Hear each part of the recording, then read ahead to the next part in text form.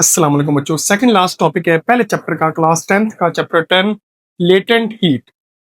तो स्टार्ट करते हैं डेफिनेशन से। लेटेंट हीट बच्चों वो हीट है जो किसी भी ऑब्जेक्ट को दें कि उसकी स्टेट जो है वो चेंज हो जाए।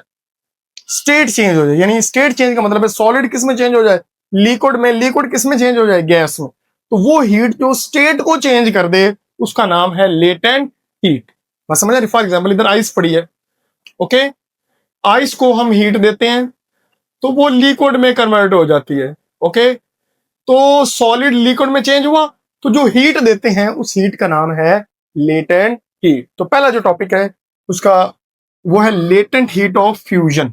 फ्यूजन का मतलब होता है बच्चों मेल्ट होना, और मेल्ट का मतलब होता है कि सॉलिड का चेंज हो जाना किसमें, लिक्विड में। तो वो हीट कहलाती है latent heat of fusion. The amount of heat required to convert 1 kilogram of solid into liquid, यानी यहां पे आप 1 kg सॉलिड लेते हो, उसको आप हीट देते हो और वो सारा का सारा 1 kg चेंज हो जाए किसमें, लिक्विड में। तो ये चीज कहलाती है लेटेंट हीट ऑफ फ्यूजन। जो हीट देंगे वो हीट की मिकदार, वो एनर्जी, वो हीट जो 1 किलोग्राम सॉलिड को लिक्विड बदल दे वो कहलाती है latent heat of fusion at constant temperature. ये बहुत अहम है, यानी टेम्परेचर कांस्टेंट रहेगा। यानी अगर 0 सेल्सियस है तो 0 सेल्सियस ही रहना चाहिए। अब सवाल पैदा होता है जब हम किसी चीज को गर्म करते हैं, फॉर एग्जाम्पल 20 सेल्सियस उसका पहले टेम्परेचर था, तो गर्म करने से तो 30 हो जाएगा फॉर एग्जाम्पल। तो ये 0 ही क्यों रहा? तो बच्चे जो एनर्जी आप दे रहे हो वो एनर्जी यूज हो रही है उसकी स्टेट चेंज होने में, बॉन्ड ब्रेक करने में।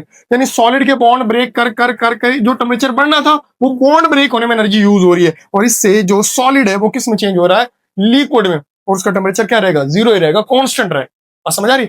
और इसका फार्मूला है लेटेंट हीट ऑफ फ्यूजन का, वो हीट जो 1 किलोग्राम मैस को, वो हीट जो 1 किलोग्राम मैस को सॉलिड से किस में चेंज कर दे, लिक्विड में। और इसका यूनिट है जाउल पर किलोग्राम।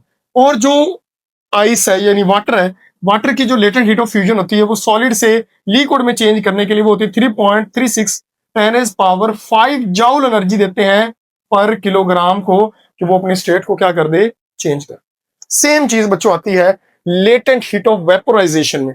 यानी हमारे पास वो हीट जो 1 किलोग्राम लिक्विड को, वेपर्स का मतलब क्या है, वेपर्स है कि लिक्विड का चेंज हो जाना गैसियस स्टेट में।